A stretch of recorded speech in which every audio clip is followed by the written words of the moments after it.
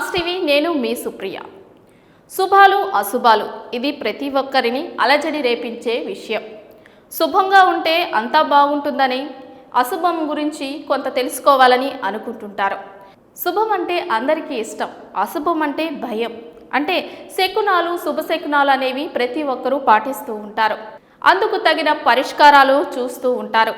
సామాన్యంగా పిల్లి ఎదురొస్తే మంచి శకునం కాదని, కాకి అరిస్తే ఇలా ఉంటుందని రకరకాలుగా శుభాల గురించి అశుభాల గురించి మనం వింటూ ఉంటాం. బల్లి శాస్త్రం గురించి కూడా మనం వింటూ ఉంటాం. అదే తరహాలో కాకి గురించి మనం ఇప్పుడు తెలుసుకుందాం. మనం చిన్నప్పటి నుంచి వింటూ ఉండేవాళ్ళం, కాకి అరిస్తే బంధువులు వస్తున్నారు, ఈరోజు మా ఇంటికి బంధువులు వస్తారు అంటూ పిల్లలు చెప్తూ ఉంటారు. ఇది ఎంతవరకు నిజమో మనం చూద్దాం. పిల్లలు చెప్పినట్లుగానే కాకులు ఇంటికి కొన్ని సందర్భాల్లో వచ్చి అరుస్తూ ఉంటాయి. వాటి యొక్క విషయాలని తెలియజేస్తుంటాయని పూర్వీకులు చెబుతుంటారు. చాలామంది కాకులకు పిండం పెడుతూ ఉంటారు. ఇలా చేయడం ద్వారా చనిపోయిన వారు వాటి రూపంలో వచ్చి తింటాయని భావిస్తుంటారు. అదేవిధంగా కాకులు ఇంటి దగ్గర వాలి అరుస్తూ ఉంటే బంధువులు వస్తారు అని భావిస్తుంటారు. అదేవిధంగా కాకి తలపై మాత్రం వాలిందంటే చాలా ప్రమాదం, అది శుభం కాదు, అశుభం, కీడు జరుగుతుంది అని భయపడిపోతూ ఉంటారు.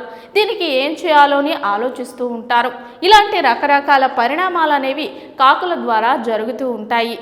కాకి కుడివైపు నుంచి ఎడం వైపుకి వెళ్ళినట్లయితే, మన నుంచి దాటి వెళ్ళినట్లయితే అది శుభమట, దిగ్విజయంగా మనం అనుకున్నది సాధిస్తామట.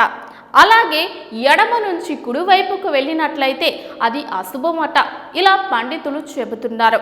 ఇలా జరిగినప్పుడు మనం వెంటనే బయటికి వెళ్లకుండా తిరిగి వెనక్కి వచ్చి కాళ్ళు చేతులు కడుక్కుని వెళ్ళినట్లయితే కొంత మార్పు ఉంటుందని అంటున్నారు. ఇలా కాకులు ఏ విధంగా మనపై వాలినా ఇలాంటి వాటికి కొన్ని శకునాలు అనేవి ఉంటాయని పండితులు చెబుతున్నారు. తస్మాత్ జాగ్రత్త. మీరు కూడా కాకి వాలినప్పుడు ఏ విధంగా ఉంది, ఎలా ఉంటుంది అని తెలుసుకోండి. ఇలాంటి విషయాలు మీకు కావాలనుకుంటే మా సాస్ టీవీని లైక్ చేయండి, షేర్ చేయండి, సబ్స్క్రైబ్ చేయండి.